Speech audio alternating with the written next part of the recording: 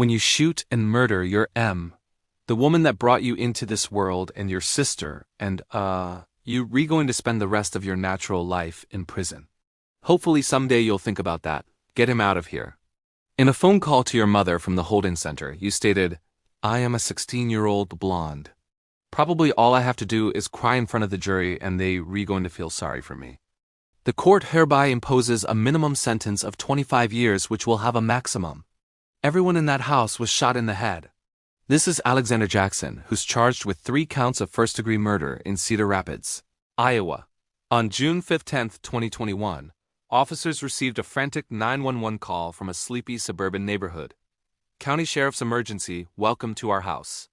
Our address is 4414 Oak Police Court. I've been shot. My other family has been shot. I need help immediately." Okay, I'm getting Cedar Rapids on the line here. "I've been shot in the foot." "Okay, sorry, sir. Stay on the line." "Do you know who broke in?" "No." "Okay. Did you get a look at them?" "No." "Could you tell if it was a man or a woman?"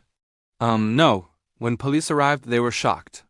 They found Jackson on the floor right next to his dead family members. "Who's this down here? Hey, who are you?" "My dad." "That's your dad. What happened?" "What happened?" "He came down. There was a man." Jackson claimed a masked black man entered their home, shot his family members, shot Jackson in the foot, and then ran away.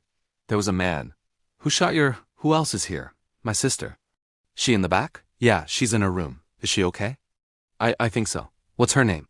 Sabrina. Police rushed to find her, but it was too late." "Hey, oh sorry." "Third victim." "Yeah." While clearing the house, police found the bodies of Jan Jackson, Melissa Jackson, and 19-year-old Sabrina Jackson.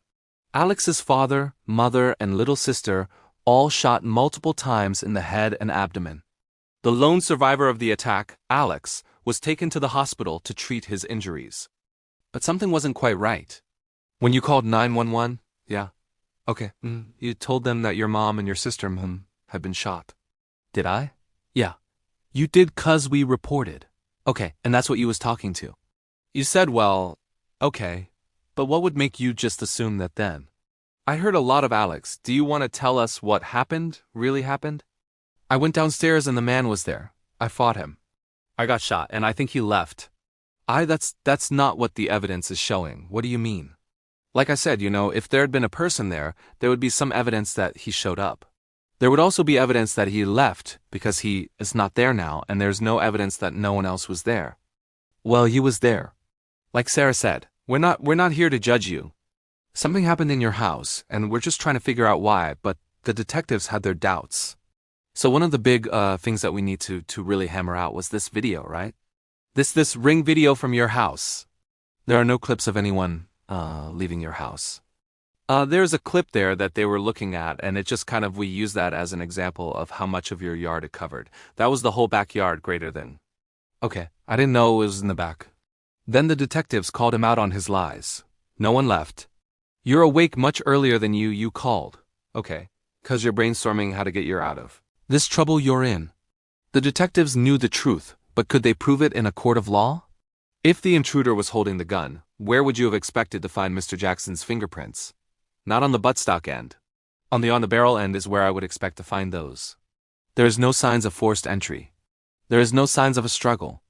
There are no signs of any furniture objects moved. There's no signs of anything taken, and that there is no evidence to show that anyone else was there except for the defendant. But the defense thought otherwise. On June 15th of 2021, a 911 call went out where the bullets will fly anywhere because of how they're discharged. This unique Browning .22 rifle is loaded in the stock or the butt of the gun where you put 11 bullets one at a time in this gun. You extend the rod, the rod, which puts the bullet in the chamber. Finally, the jury came back with their verdict. We, the jury, find the defendant Alexander Jackson guilty of the offense of murder in the first degree. As you can see here, Jackson showed no reaction when the judge read that verdict. Jackson showed no emotion, but his family members are satisfied. Alex wanted everyone to think that he was the victim in this case. And we're very glad today that that was proven to not be true, for killing his own family members. The judge sentenced Jackson to 3 life sentences behind bars. Mr. Jackson is adjudicated to be guilty of 3 counts of murder in the first degree. He is sentenced to be confined for the remainder of his life with no possibility of parole. The sentences shall be served consecutively with each other. No one knows why Jackson killed his family. But what happens when the family killer is only 14 years old? We, the jury, find the defendant, Carly Madison Gregg, guilty of attempted murder as charged in the indictment. This is Carly Gregg, who was accused of shooting and attempting to kill her parents in Brandon, Mississippi. On March 19, 2024, 40-year-old schoolteacher Ashley Smiley was found brutally murdered. Police believed she was shot by her teenage daughter, Carly, after being confronted over smoking marijuana. Prosecutors say the violence unfolded just hours after a friend told Greg's mom about the teen's marijuana use. Surveillance footage inside the house showed a routine day for the family as both Ashley and Carly returned home from school. But things suddenly took a darker turn when Carly realized her mother was searching her room for hidden drugs. The teenager went straight to her parents' room and allegedly armed herself with Ashley's gun, before sneaking into her own room and shooting her mother 3 times. A calm and emotionless Carly was next seen in the kitchen hiding the gun from the camera. She then proceeded to lure her stepdad, Heath Smiley, by texting him from her mother's cell phone. As soon as Heath arrived at the house, Carly opened fire. When I opened the door to the kitchen a gun went off in my face. Fortunately, the bullet grazed Heath's arm, who managed to wrestle the gun away from Carly. If I leave my dogs, so we'll take care of that, okay? Okay. Carly then climbed over the backyard fence and escaped. When police found Carly walking around 30 minutes later, she admitted to the murder. Well, I asked you a bunch of questions, but obviously you fired with a pistol. Correct. Okay. If you thought that was dumb, her next question will make you roll your eyes. I said that. Okay. I don't know. Maybe I can't talk to you. Are you okay? Yeah. She was arrested and charged as an adult with murder and attempted murder. In court, Carly did nothing but cry. But thanks to the copious video evidence and her own confession, there was nothing her lawyer could do to save her. This is the moment Carly learned her fate. Verdict of the jury is count 1. We, the jury, find the defendant Carly Madison Gregg guilty of first-degree murder as charged in the indictment. Count 2. We, the jury, find the defendant Carly Madison Gregg guilty of attempted murder as charged in the indictment. Count 3. We, the jury, find the defendant Carly Madison Gregg guilty of tampering with evidence as charged in the indictment. Carly was in shock for minutes before the news finally sank in. But how would she react when she learned her sentence? Count 1. We, the jury, sent the defendant Carly Madison Gregg to life imprisonment with the possibility of parole. Barely a freshman in high school, Carly will now spend the rest of her life in jail. Police blame mental health struggles for this gruesome crime. But what would drive a teenager to kill 2 young children? Driver, show me your hands. Hands out the window. Step out. Get on the ground. On the ground. On the ground. On the ground. Like in the case of Seth South, who's facing 2 second-degree murder charges in Pulso, Washington. On October 9, 2024, 23-year-old Seth South brutally killed his 2 younger brothers with a kitchen knife in their family home. Then he fled, driving to a third brother's house in Mississippi. But thankfully, police caught him before he arrived. Driver, show me your hands. Hands out the window. Step out. Get on the ground. On the ground. On the ground. On the ground. Hold on. Hold on. The 2 victims were 16-year-old Sebastian South and 17-year-old Scotty South. Their sister Cheyenne said she lost 3 brothers that day, including the person she thought Seth was. Grieving him feels wrong. It feels like an injustice to Scotty and Sebastian. As for their parents, they were at work at the time of the murders. Now they're staying with extended family. They're both equally as confused as everybody else is. And they're trying to figure out kind of what happened, where to go, what to do. It's too difficult for them. I couldn't imagine returning to a home that once 5 people lived in. As for Seth, he was incredibly disrespectful during court proceedings. First, he spoke out of turn with the judge. I can give the answer right now. So what I'm going to do is I'm going to have the next nobody will disagree with me. Then he tried to walk out of court. It's accomplished. He didn't get more than a couple steps away before deputies dragged him back. It could be years before Seth's sentence is released. For the reasons stated as an extreme, risk of murder to another brother that is at large in our community. Seth will stay behind bars until this trial is concluded, and if convicted, he'll face life in prison. Seth's shocking rampage left his family in pieces. But what happens when a stranger turns a grocery run into a bloodbath? Okay, he's gotta make it. Like in the case of Bianca Ellis, who's charged with aggravated murder and attempted murder in Northampton, Ohio. On June 3, 2024, Ellis stole 2 knives from the thrift store. Then she spotted 3-year-old Julian Wood and his mother, Margot, exiting the grocery store. She turned, followed them to their car, and then attacked. 911, where's your emergency? There's a child. He's bleeding all over the place. We're at Northstead Giant Eagle. I don't know what happened to him. He's okay. What exactly is going on? There's a kid. He's bleeding all over the place. We're at Giant Eagle. He's outside. We're in the parking lot right now. Okay. Is the child conscious and breathing? Is he breathing? I don't know. Bystanders rushed to stop the bleeding, but the situation was dire.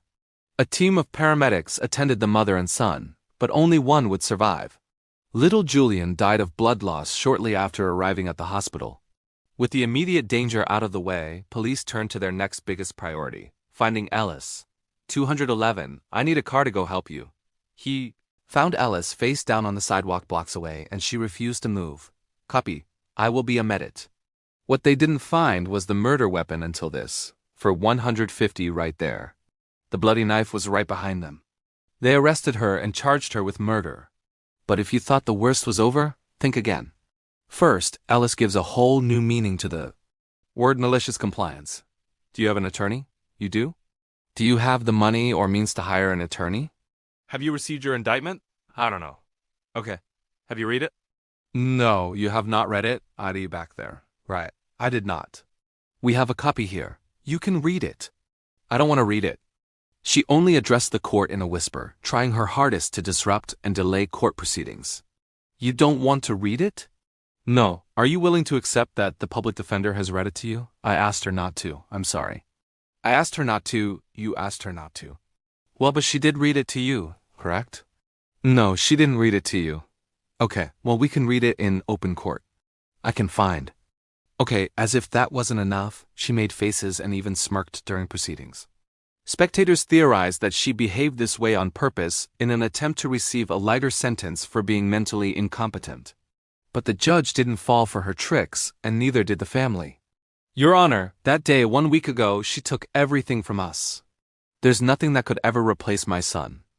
It's horrendous. And I really wish no bail period or extend it to the max limit possible by that you can. The judge granted Woods' wish. Bonus said $5 million cash or property, GPS, no contact with any surviving victim or victim's family, DNA order. I have now read the indictment to you.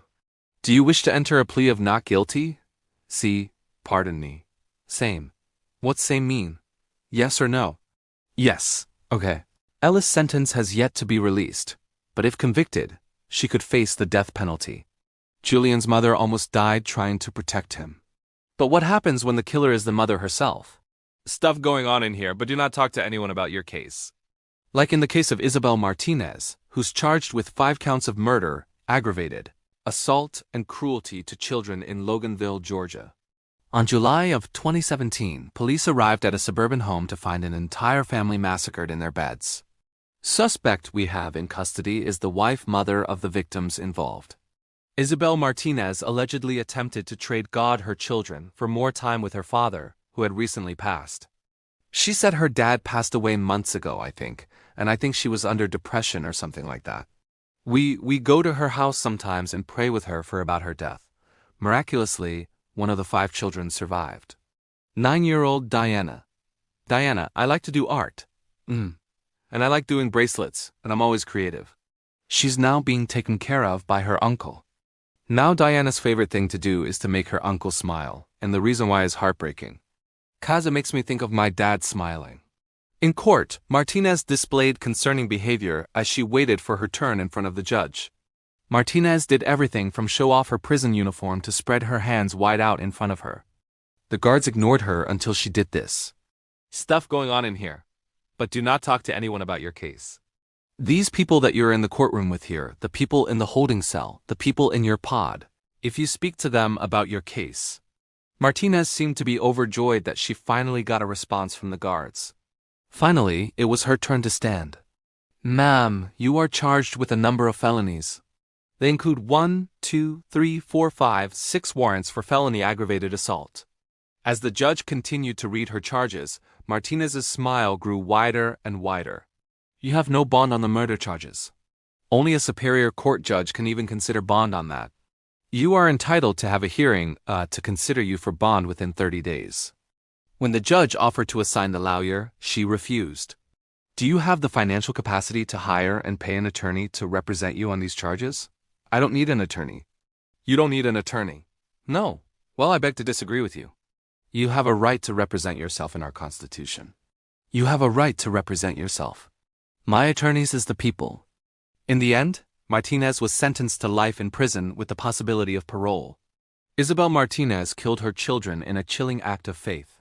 But what happens when a child dies in the name of fitness? "I regret not bringing him to the hospital sooner. I didn't know how sick he was. And I cannot even begin to imagine what my son dealt with behind closed doors with this man." Like in the case of Christopher Greer, who's charged with aggravated manslaughter and child endangerment in Monroe Township, New Jersey. Greer, an American football enthusiast, was caught on camera taking his 6-year-old son, Corey, to the gym. According to reports, Greer believed his son was gaining too much weight, so he forced his son to run on the treadmill. He was seen increasing the speed of the treadmill so much that Corey fell off. But each time he fell, his father would throw him back on. When he got off the treadmill, he looked fine, but just minutes later, he collapsed. Greer rushed his son to the hospital, but the doctor was shocked at Corey's condition. At that point, he was already in serious medical condition. He was ashen. Gray, in a shock-like state. Hours later, Corey's heart stopped beating and Greer fled the scene. During the autopsy, the doctor uncovered the true extent of Greer's crimes. Greer had abused the boy for years before his death. Greer was on the run before police stopped him and took him into custody. Gregor promised he was sorry. "I want to apologize that you had to see Corey treated that way. Never deserved it," but he refused to admit guilt. "I'm sorry you believe I could have done this to our son, and it pains me to know that you view my actions those months together as ingenuine. I regret not bringing him to the hospital sooner. I didn't know how sick he was." Then Corey's mother exposed his lies. He never hugged him. He never praised him. He never told him he was proud of him or that he did a good job. He punished Corey every chance that he could get. And I cannot even begin to imagine what my son dealt with behind closed doors with this man. Were he jealous of him? Did you hate me so much that you took it out on Corey? Were you abused as a child? Not that that's a good excuse because you could have overcome it and became the protector he needed as a child. But instead you became a killer. Corey's mother held nothing back. "I hate you. I will never forgive you." Finally, it was time for Greer to learn his sentence. Count 2, aggravated manslaughter.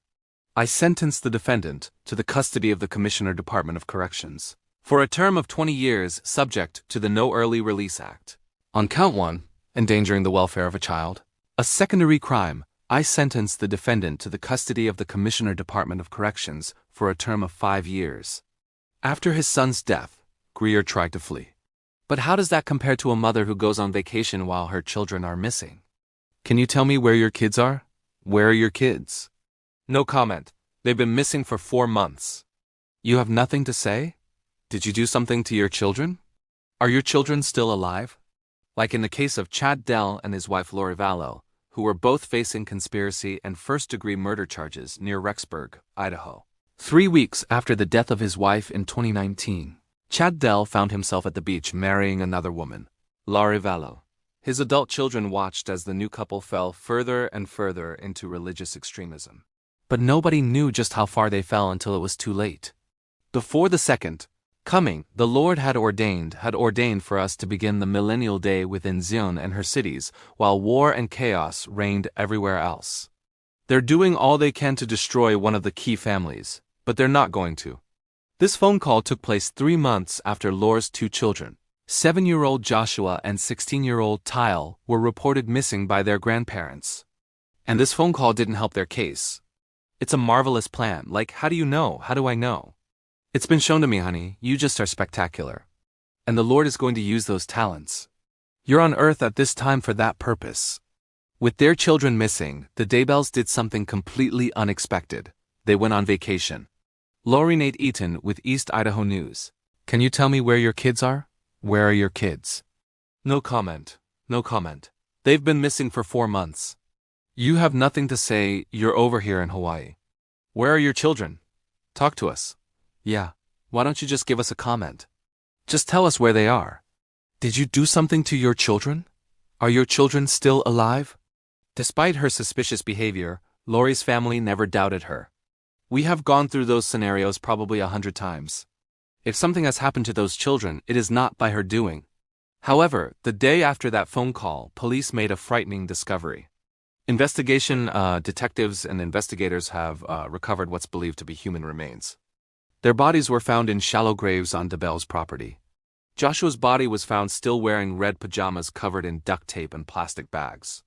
Tylee's body was found burnt and dismembered. Meanwhile, the Daybells were still on vacation, but not for long. While they were tanning by the resort pool, police officers served them notice of the court trial that was about to come. Do you have any questions regarding that? Do you need something? Any questions? You have any questions for that? No, okay, alright, have a nice day. Have a nice day. After ignoring the court order for a month, the Daybells were arrested. In court, Lori said the deaths were just an accident. Jesus Christ knows that no one was murdered in this case. Accidental deaths happen. My children are happy. He put his arm around me and he said to me, "You didn't do anything wrong." Mom. Tylee came to me and she said to me, "Stop worrying. Mom, we are fine." She promised her kids were flourishing in the afterlife. I know for a fact that my children are happy and busy in the spirit world. But the court didn't believe her. This was the moment Lori learned her fate. And with what the courts heard, I am convinced that the conspiracy charges also merit the same serious sentence. So, on count 1, the conspiracy to commit first-degree murder of Till Ryan and grand theft by deception. You re-sentenced to the custody of the State Board of Corrections to serve the maximum allowed sentence to fixed determinate term of life imprisonment. She was sentenced to life in prison for her crimes, but her husband's sentence was even worse. On count 1, the defendant is sentenced to death. The mitigating circumstances do not make the imposition of the death penalty unjust. The court therefore, on count 2, sentences the defendant to death. For months, nobody knew of the Daybells' vicious crimes. But what happens when the entire murder is caught on video? Oh, we got 2 now. We got 2 now. Like in the case of Ali Abulaban, who's charged with first-degree murder in San Diego, California. Abulaban was an internet personality known for his imitations of the murderous mob boss Tony Montana from the movie Scarface. You wanna underscore with me? Okay, Okay, I agree with you. Okay, it's my gun. In addition to acting, he also posted about his couple goals relationship with his wife Anna. But behind the camera, things weren't so glamorous. These were the texts Ali would send to his wife. "I am the best man you ever met, and you the dumbest I ever devoted my life to. You are the dumbest. I wish we never had a kid together because of how stupid you are. She sees the value in me, unlike you're dumb, and I can't wait to divorce you." Tired of the abuse, Anna kicked Abulaban out and filed for divorce. Suspicious of cheating, Abulaban installed spyware onto his daughter's tablet. And when he heard the voice of their mutual friend Rayburn enter the apartment, he snapped. Apartment cameras caught Abulaban entering Anna's home and shooting her and Rayoran. Then they recorded his confession. Music. Surprisingly, he's the one who called 911. Yes, ma'am. My wife and another man were, I found him dead on the couch. Tell me what you saw when you went in there. I saw my wife on the other hand. I don't know who he is. I know him. You've been Ray. Okay, I know. You said your wife was shot in the face. Is that what you said? Yeah, he had 2 bullets in the head. He claimed he stumbled upon their dead bodies, but by the time police got there, he was nowhere to be found. We got 2 now. At that moment, Abulaban was speeding down the highway with his young daughter and the murder weapon in the back seat. In jail, Abulaban swears his wife deserved it. I'm putting my apartment, my life, and the house that my daughter sleeps in, on the furniture that I put together. How do you expect a man to feel happy? I guess that's the end of but these words sent the chill down the reporter's spine. Could anyone else have Anna? Could anyone else have Anna? I want you married to me. In court, Abulaban swore he was sorry. I saw the look on all your faces and the tears in your eyes. And I hate that I'm the reason for it. But was it all an act? Before you shot Anna in the head, you said respect to her. I did not say that. Right after you shot Anna in the head, you pushed her head down into Ray's lap. Right. Oh, I'm not going to tolerate this. He refused to answer his lawyer's questions. Say it again. Team videos. You're out your mind. Show me the team. You just said you want to paint me some kind of unless show me what you show me. This is the moment Abulaban learned his fate. So the bottom line here is he will die in prison. He will never be a free man. He will take his last breath there. But before Abulaban walked away in chains, he had one last message for his daughter. My behavior was disgusting and completely unacceptable. So when the time came for me to take the stand, I tried as best as I could to help make some sense of all this, to explain that everything you all saw in the last few months leading up to this incident was a horrific result of the tragic downfall to a once beautiful relationship. On that day of October 21st, 2021, I was in the worst physical and mental state of my life. I was sick, suffering from an untreated severe mental illness that was combined with a crippling drug addiction, which put me in a state of a drug-induced psychosis. My response in that moment was an unintended impulsive reaction against my better judgment to the discovery of Ree's romantic involvement with my wife. And for that, I'm sorry. I'm sorry that in that moment I was not mentally strong enough to control myself, my partner, my best friend, the mother of my daughter, and the love of my life. I am ashamed of what took place. I am devastated by the damage that I've caused to Anna's family, to Ray's family, and to my family. Because of those factors, I lost myself. And because of those factors, I lost Anna, to Amira, my beloved daughter. Amira, when you're old enough to see this, please don't blame yourself. None of this is your fault. Your mom loved you so much, and I love you so much. Abulaban tried in futility to pin the blame on an unknown intruder. But what happens when the murderess points the finger at her own son? I want the world to know who did this. Not only did I not do this, I know who did. I know Scott killed his father. Like in the case of Melody Ferris, who's charged with malice murder, aggravated assault, concealing the death of another, and making a false statement near Marietta, Georgia.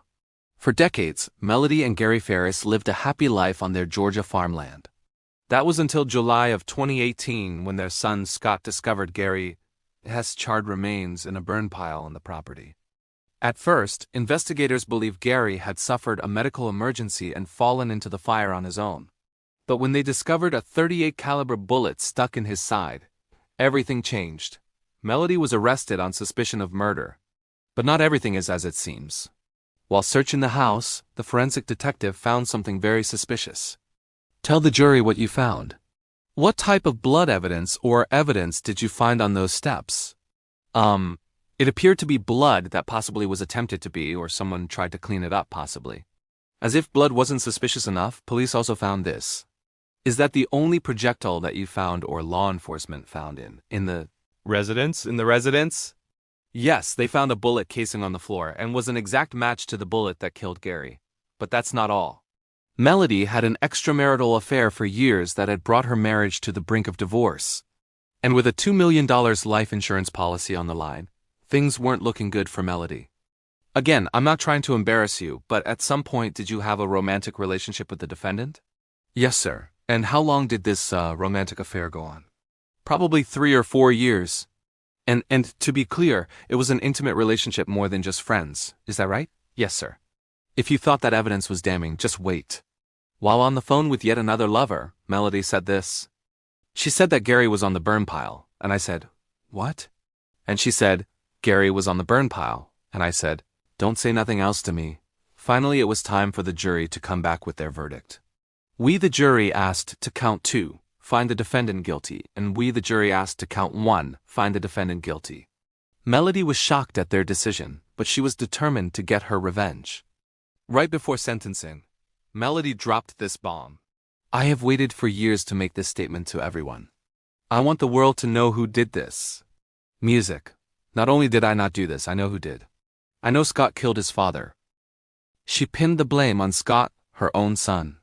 Scott, I have spent an entire life of loving and protecting you, but this I refuse to cover for you.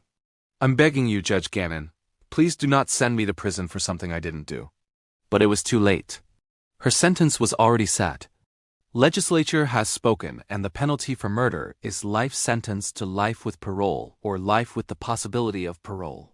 I recognize that that is likely a life sentence for you, but you'll have the hope and possibility of parole. Ferris's betrayal tore her family apart. But what happens when a father turns on his own children and tries to burn the evidence?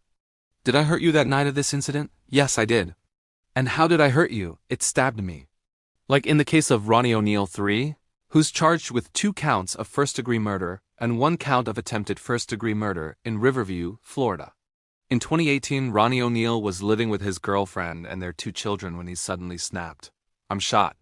Help me. I'm shot. Help me, please. Please help me. I'm shot. What's the address of the emergency, ma'am? On the phone is O'Neill's girlfriend, Kenyatta. What's the address of your emergency? I'm shot. Help me, please. What's your address? Stop me. Help me, please. Where? Ma'am. Hello, ma'am. Kenyatta attempted to escape, but O'Neill caught up to her in the front yard. Hello, right now. Come out here and help me kill. After that, he shot at his son and used a hatchet to kill his 9-year-old daughter. Then he set the house on fire. Hey, I just been attacked by some white demons inside and she tried to _kill me and kill her stupid. Firefighters arrived to find the entire house ablaze with O'Neill still hiding in the corner of a closet. His 8-year-old son was the only survivor. O'Neill was taken in for investigation, but he refused to talk. Do you understand that? Okay, I don't want to do that. Do what? I'm sorry. I don't want to say nothing else until I have a lawyer or something like that. Okay, that's one. However, O'Neill quickly changes his mind about needing a lawyer. He chose to represent himself, but he quickly proved to be an incompetent lawyer. The evidence is going to show that we are under some of the most vicious, fabricating, fictitious government you ever seen. And I'm standing here competent as can be representing myself today. By the time it's all said and done, you will see who is the mass murderers. And local law enforcement wanted to make it seem like I'm some kind of menace to society. And I ran after killing Katabaran, knowing that authority was on the way to kill my own children. I wonder why I would do something like that. The evidence is going to show I love my children. I called him to tell you that I ain't running from nothing. They didn't call Halil Brown to tell you that. 'Cause if you think I'm here to play around with y'all, god damn it, I'm not. Alright, Mr. O'Neill, please stop using swearing language. It's not appropriate in a closing argument. If you thought verbally harassing the jury was a bad idea, wait until you hear what he says next. And so you hear it 8 or 9 times and you hear me calling, can you bear, and I, because I want you to know the actual facts. I did kill. He completely admitted to the charges against him. As a final nail in the coffin, O'Neill's surviving son appeared in court to face his father. How you doing? Good. It's good to see you, man. Good to see you too. Did you see me beat your mom? No. Did you see me shoot your mom? No. Did I hurt you that night of this incident? Yes, I did. And how did I hurt you? You stabbed me. Are you sure? Yes. Alright. Thank you. Alright. Very good. Alright. Very good. Then came the moment everyone was waiting for. Sentencing day. We the jury find as follows as count 2 of the charge. The defendant is guilty of first-degree murder, premeditated murder, and felony murder. At his sentencing, O'Neill showed no remorse for his actions. I am not sorry for something I didn't do, and I am not sorry for the things I did do. Judge Michelle Cisco said this was the worst case she had ever seen. 19 years I've been at this job. I've seen human beings killed at the hands of others in every way imaginable. You name it, I've seen it. This is the worst case I have ever seen. For the rest of my life, I'll be haunted by what I saw as far as the evidence. Ultimately, O'Neill was sentenced to 3 consecutive life terms without parole, plus 90 years for the brutal murders of his daughter and girlfriend. On account 1, Mr. O'Neill, I will adjudicate you guilty, sentence you to life in prison with a minimum mandatory of life in prison without the possibility of parole. O'Neill was sentenced to 3 consecutive life sentences plus 60 years in prison. As for his son, little Ronnie was adopted by one of the firefighters who rescued him that night. They're really nice people, one of the best moms and dads. They take care of me. There's no one else better than him. O'Neill's actions destroyed his family and his home. But what happens when a foreigner goes hunting for women on a college campus? Like in the case of Jose Ibarra, who's charged with kidnapping, aggravated assault, tampering with evidence, and obstruction of a 911 call in Athens, Georgia. Back in 2022, Ibarra illegally entered the United States and left a trail of criminal activity in his wake. At around 7 a.m. on February 22, 2022, Jose Ibarra was caught on camera trying to enter the student dorms at the University of Georgia campus. Then he continued across campus and went into the woods near a bus stop. 2 hours later, nursing student Lake and Riley left her house to go on her morning jog. She ran across the University of Georgia campus in plain daylight with tens of people around. But when she turned east, further away from the bus stop, she was never seen again. 2 hours later, Riley's roommates went out to look for her. Just as they were heading back, they found something. One of Riley's AirPods on the ground. Then they called the police. An officer's body cam audio captured the moment he found Riley. I found it, ma'am. Ma'am. Oh, I DMS immediately to the location where the phone rings. He found Riley half dressed in the leaves, not breathing. She's down. She's not breathing. Pretend I need CPR now. 1, 2, 3, 4, 5, 6, 7. Meanwhile, other police officers located Riley's family. It's not good. I don't want to tell you yes or no because I don't have names. I don't know who anybody is. The police officer wouldn't give them an answer, but that told them all they needed to know. When police showed up to Ibarra's home, he was covered in suspicious scratches. His bicep, there was a scratch which I identified as a potential defensive wound. On his left arm.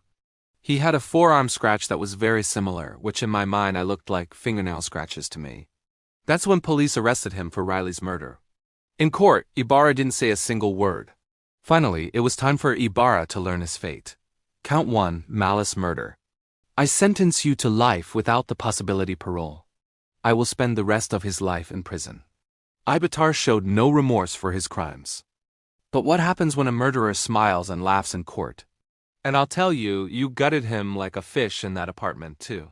You were relentless. You stab until he was dead. Like in the case of Kamia Gamut, who's charged with murder in Jackson, Michigan.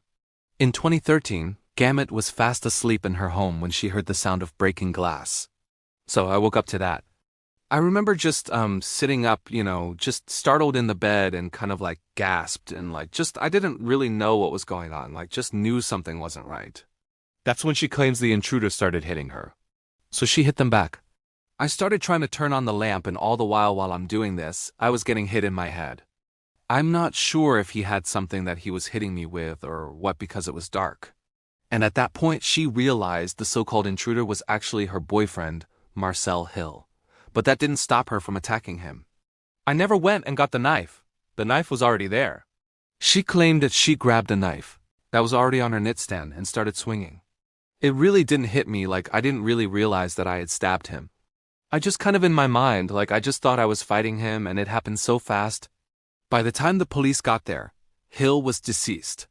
During trial, the jury was presented with a mountain of evidence against Gamut and eventually convicted her of first-degree murder. Under sentencing, Gamut was given a chance to apologize by Judge John McBain, but instead she chose to plead her defense. Is there anything that you want to tell the court before I impose sex? Is there anything you want to tell the victim's family or are here today? I just want to say that I stick by the truth, which is that I did react in self-defense. I did love Marcel. Basically, at trial, the way I was portrayed, mostly everything was lies. There was a little bit of truth, but mostly I was convicted off of lies. However, Judge McBain was not buying it. Anything you want to tell the court about the 12 stab wounds that you did in self-defense? The alleged 12-step wounds? Well, I don't think the pathologist lied about those. No, I don't have anything further to say. Gambit also showed no remorse when the victim's aunt Diana Banks Joyner took the stand. So we, the family of Marcel, would like to thank God for the special gift that you will receive today from the judge. Is that it? When I shouldn't, I'll let you know. Oh, okay, seriously. And the judge was having none of it. Please talk again.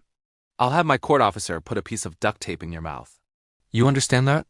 Try it one more time and see what happens to your mouth. You got something else to say? Warned Gamut of having her mouth shut with duct tape, but the defiant defendant continued to argue. Mia, get the duct tape. Don't sit here and listen to the lies. You know what? She's got a right to talk to the court after you murder a relative of hers. And you're going to shut your mouth or I'm going to have some duct tape put on it. Well, we'll wait here for a moment till we can get her quiet. Then it was the prosecutor who ripped into Gamut. We have no choice but to send her where she will also die. I can't believe she stands before you doing this morning. Before imposing sentence, it was Judge McBain who had the last words. This is one of the worst cold-blooded murders I've seen in a long time. You end up ultimately hit him in the head so hard with a pan that you actually cave in the front of his skull. And then you stabbed him no less than 12 times. You gutted him like a fish in that apartment too. You were relentless. You stabbed until he was dead. I agree with the family. I hope you die in prison as well. You know, if this was a death penalty state, you'd be getting the chair. The judge sentenced Gamut to life in prison without parole. Gamut left her lover bleeding on the bedroom floor. But how does that compare to a mother who buries her child in her own backyard? Idea to bury your son in the backyard. It was my idea. Like in the case of Lisa and Christopher Rodriguez, who are charged with manslaughter, felonious assault, child endangerment, and gross abuse of a corpse in Cleveland, Ohio. Lisa and Christopher Rodriguez were living together with their children until December of 2017 when police knocked on their door. Thank you. 41. They had gotten a tip-off call from Christopher's brother who lived overseas. What he had to say shocked them to their core. I guess. I need to talk to like a detective or somebody, or I don't know if you can it's kind of messed up the whole situation. But my brother told me something and I just can't sleep at night. He said his brother confessed to burying their 5-year-old son Jordan in the backyard. Well, we got a call saying, wanted us to check on the well-being of the 5-year-old, 4 to 5-year-old. Okay, well, can we see? Okay, I'll leave you. Don't mind me. Ignoring her promises, the police kept digging. Do you have a child with special needs? Oh, Jordan? Yes, I do. How old is Jordan? Jordan. He's with his dad. He's going to be visiting for the holiday. He's not here with us right now. Right now for the holiday. Where's Dad at? In Texas. He's not even here. Do you know any numbers how to get in touch with anybody who actually lives in Texas? I mean, right now his phone just got Lisa just claimed that Jordan, her son, was in Texas with his father. However, she couldn't provide a phone number to contact them. As it turned out, this statement was a lie. The next day, the police returned to the scene and validated the information provided by Christopher Rodriguez's brother. He had informed the police that the child was buried in the backyard. Basically, he buried him and his girlfriend buried the kid in the backyard. Worried, the police started digging. Sure enough, they found Jordan's body buried in Rodriguez's front yard. When police brought Lisa in for interrogation, she snapped. You think I don't feel guilty for that? I think so. You think I don't? I do. Okay, and you're making worse. Ursur's idea to bury your son in the backyard. It was my idea, and he just did it just because I didn't want Jordan to be far away from me. I just wanted him to be close. I was not ready to let Jordan go. According to her story, her boyfriend Christopher was the only one to actually kill and bury Jordan. Christopher was charged with involuntary manslaughter among other charges, but he took the easy way out. What is your plea, sir? Guilty. He took a plea deal. This was the moment he learned his sentence with credit for any time served. That's a total sentence of 28 years. That's the maximum sentence available. Lisa took the same plea deal, but would she get the same leniency? I know as a judge I'm not supposed to show emotion, and in 22 years I never have. This is one of the worst things I've ever seen in my life. I honestly don't know how you live with yourself. I don't know how either one of you live with yourself. The court imposes sentence as follows. Count 1. Involuntary manslaughter, felony of first degree, 11 years in prison. Count 2. Felony of the second degree, felonious assault, 8 years in prison. Count 5. For a total sentence of 25 years. Lisa was sentenced to 25 years, 3 years less than her boyfriend. Lisa's crimes are unjustifiable. But what drives a group of killers to exterminate an entire family? You're evil. You're evil. You are the spawn of saving you. I want you to suffer. Like in the case of Jake and Angela Wagner, who are both facing charges for 8 counts of aggravated murder in addition to aggravated burglary, tampering with evidence, and other charges in Chillicothe, Ohio. On April 22, 2016, the Wagner family, grandmother Rita, mother Angela, and 2 sons, George and Jake, committed what would later be known as the Pike County Massacre. According to reports, Jake was in a nasty custody battle with Hannah Roden, who had given birth 5 days ago. The Wagner family, unwilling to fight the Roden family for custody of the child, did something unforgivable. They targeted 4 households, all filled with members of the Roden family, and killed everyone inside. The only survivors were children, a 4-year-old, 6-month-old, and 5-day-old baby. 8 adult members of the Roden family were killed, including Hannah Roden. It took police months, but eventually they discovered the culprits behind this massacre. Today we have the answer. Members of one family conspired, planned, carried out, and then allegedly covered up their violent act to wipe out members of another family. They did this quickly, coldly, calmly, and very carefully, but not carefully enough. They arrested the 4 Wagner family members and put them on trial for their crimes. After 9 years of court proceedings, the victims' families could finally face the murderers, and they were livid. "You're evil, you're evil. You are the spawn of Satan, and the safety is belly wagging." Many family members chose not to speak, but Hannah's mother exploded with rage. "He has to depend on Uncle's cousins because of you, Jake. Greedy Jake Wagner, I want you to suffer. I hope your daughter hates you with a passion and as much heart as I hate you, Jake Wagner. You shook my hand and acted as if you was my _friend. After you shot my daughter 5 times in the head, 5 times, man, why her son laid between them. I want your mother to live and you boys to die as well as your dad. I want you to die so your mom feels the heartache of what it chests like to bury a child. It's a heartache that never goes away. I hate you. You ruined my life. You ruined innocent children's lives. I hope you die." Just before sentencing, the judge gave Andrea the chance to speak, but what she said is unbelievable. "Separated from my family, the ones I love most in the world, brings me unbearable stuff. Having them too, and for this I am so truly sorry."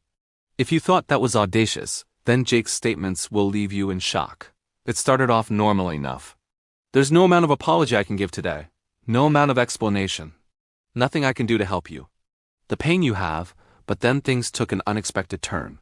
Now I don't show much emotion. Not any quiet hour night. You see, God, I do. I won't show much here. Kind of breaking up a little bit, but that's just me.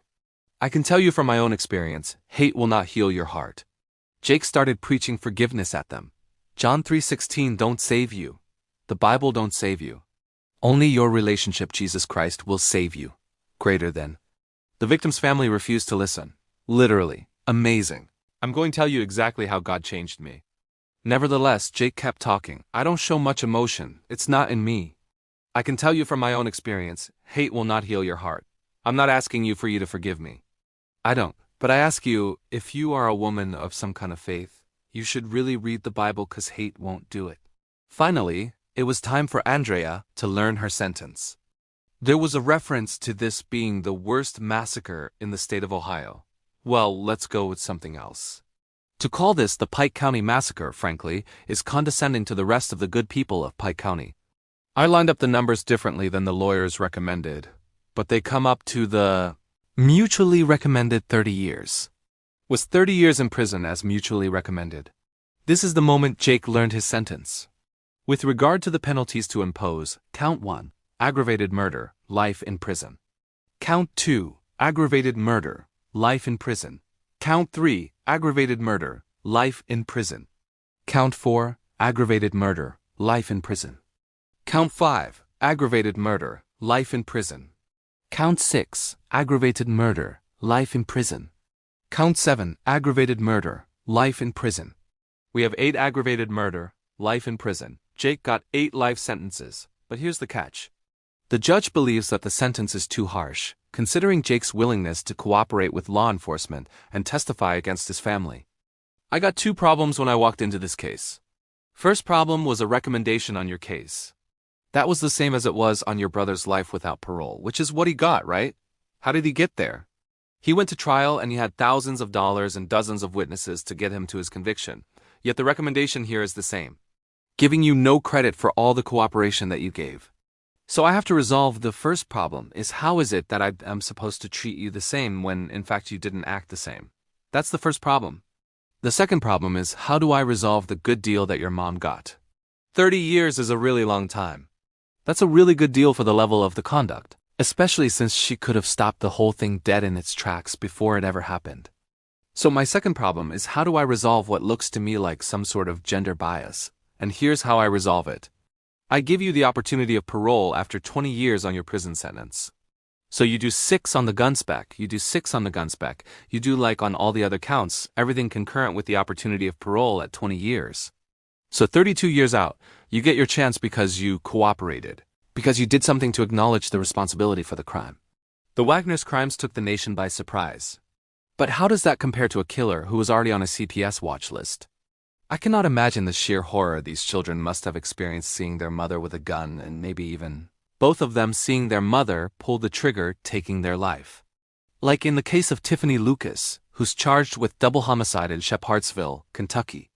Lucas lived alone with her 2 sons, 9-year-old Jaden and 6-year-old Morris. Besides being the owner of a small business named Tiff's One-Stop Shop, Lucas appeared to be a great mom. But things aren't always as they seem. Friends would call me and tell me that she was, getting high and putting him in the shower at 3 o'clock in the morning. Ice-cold showers, and I called CPS, and they wouldn't do anything. The boy's aunt believes Lucas was abusive, and in November of 2023, she was proven right. My neighbor just came up to my door and just passed out, and I couldn't get her to wake up. She okay? Is she breathing? Minutes earlier, Lucas appeared in her neighbor's driveway and passed out. That's when the neighbor called 911. Applause. And now she's screaming that the kids are dying. Stay here. Okay. Is she able to tell you what's going on or what happened? No. Do you know what happened? No. She is shaking. She's on something. Freaking out. I don't know. She's just laying here now on her stomach. The neighbor went inside Lucas's house to investigate, and what she found was heartbreaking. One of our neighbors came home and entered the house and found that the 2 kids had been shot. The boys were lying on the master bed, bloodied with a gun on the bed next to them. They were alive and remained so until they got to the hospital.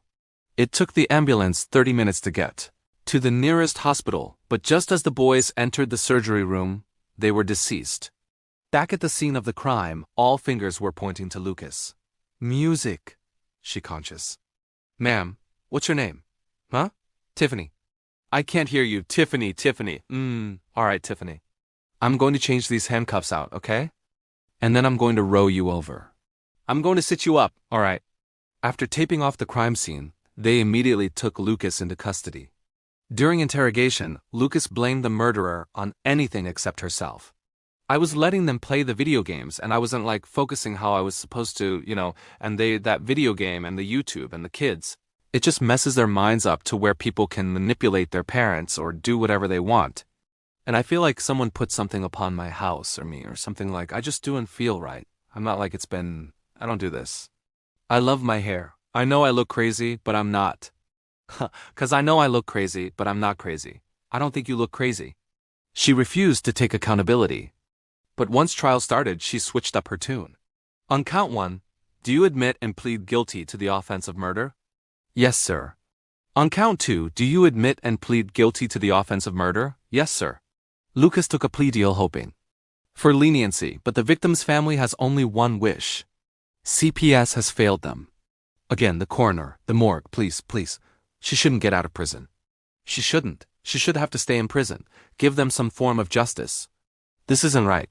This is the moment the judge released his sentence. I cannot imagine the sheer horror these children must have experienced seeing their mother with a gun. The sheer horror that second child had as she heard the discharge of that weapon for the first child, and maybe even both of them seeing their mother pull the trigger, taking their life. Count 1 court. Will the judge the defendant guilty of the offense of murder and fix her sentence at life in prison? On count 2, the court will judge the defendant guilty of the offense of murder and fix her sentence at life in prison. Lucas let herself be handcuffed and taken away. But what happens when a Russian Satanist will stop at nothing to escape?